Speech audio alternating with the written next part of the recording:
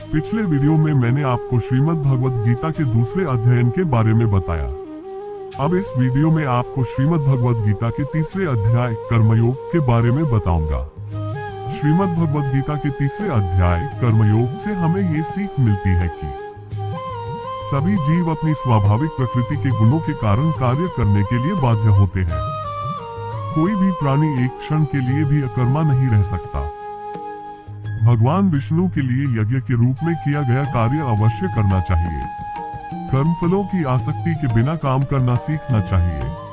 कर्मयोग में सफलता के लिए दार्शनिक ज्ञान भी आवश्यक है। मन और बुद्धि को शुद्ध करने वाले समरूप कर्म भी होने चाहिए।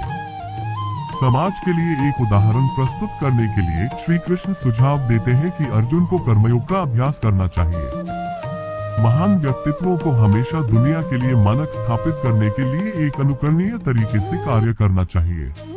श्रीमद् भगवद गीता के तीसरे अध्याय का महत्व इस प्रकार है।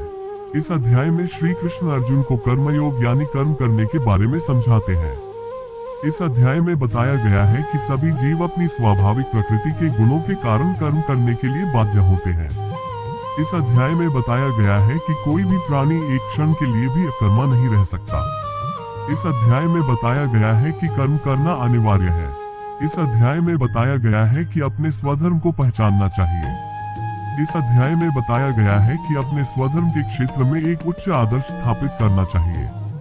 इस अध्याय में बताया गया है कि सत्वगुण को विकसित करना चाहिए, रजोगुण को परिष्कृत करना चाहिए और तमगुण को समाप्त करना चाहिए। इस अध्याय में बताया गया है कि इच्छा शत्रु है और उसे बुद्धि के नियंत्रण में लाना चाहिए।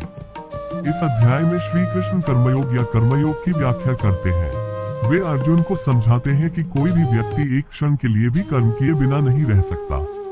अपने स्वभावगत गुणों से बंधे हुए सभी प्राणी हमेशा किसी न किसी कार्य में लगे रहते हैं।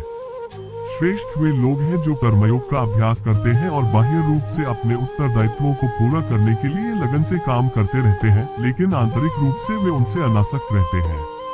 हालांकि पाखंडी लोग बाह्य रूप से त्याग प्रदर्शित करते हैं, लेकिन आंतरिक रूप से अपनी इंद्रियों के विषयों में लगे रहते हैं। श्री कृष्ण कहते हैं कि सभी जीव भगवान की रचना का अभिन्न अंग है और उन्हें अपनी भूमिकाएं और जिम्मेदारियां निभानी होती हैं।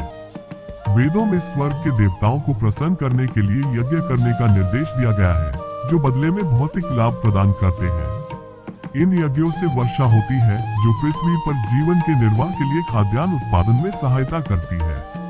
जो लोग केवल अपनी इंद्रियों के सुख के लिए जीते हैं और इस चक्र में अपनी जिम्मेदारी स्वीकार नहीं करते हैं, वे पापी हैं और व्यर्थ जी रहे हैं। हालांकि श्री कृष्ण कहते हैं कि जब कार्य या निर्धारित कर्तव्य भगवान के प्रति दायित्व के रूप में किए जाते हैं, तो उन्हें भी यज्ञ बलिदान माना जाता है। फिर वे बताते हैं कि बाकी मानव जाति के विपरीत प्रबुद्ध आत्माएं अपनी शारीरिक जिम्मेदारियों को पूरा करने के लिए बाध्य नहीं है। वे आत्मज्ञान में स्थित होते हैं और आत्मा की उच्चतर जिम्मेदारियों को पूरा करते हैं। हालांकि वे अपने सामाजिक कर्तव्यों का परित्याग नहीं करते, क्योंकि इससे उन आम लोगों के मन में वैमनस्य पैदा हो सकता है जो प्रेरणा के लिए उनसे प्रेरणा लेते हैं। इसलिए बुद्धिमान व्यक्ति बिना किसी व्यक्तिगत उद्देश्य के केवल दूसरों के लिए अनुसरण करने के लिए अच्छे उदाहरण प्रस्तुत करने के लिए काम करना जारी रखते हैं।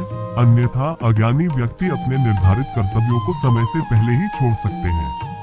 श्री कृष्ण ने प्रबुद्ध राजा जनक का एक ऐसा ही उदाहरण दिया है, जिन्होंने एक आदर्श राजा और पिता के रूप में अपने सांसारिक कर्तव्यों का पालन किया। फिर अर्जुन श्री कृष्ण से पूछते हैं कि लोग पाप क्यों करते हैं, चाहे वे न चाहते हुए भी, मानो किसी बल के द्वारा। भगवान कृष्ण समझाते हैं कि केवल वासना ही पापी सर्वभक्षी शत्रु है।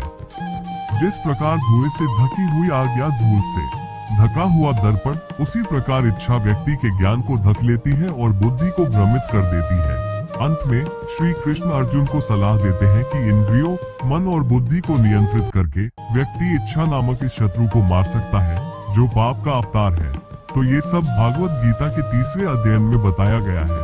अगर आपको यह वीडियो अच्छी लगी तो वीडियो को लाइक करें और भागवत गीता के पूरे 18 अध्याय देखने के लिए वीडियो के डिस्क्रिप्शन में मैंने प्लेलिस्ट दी है, उसमें जाकर देख सकते हो। तो मिलता हूँ आपसे भागवत गीता के चौथे अध्ययन में।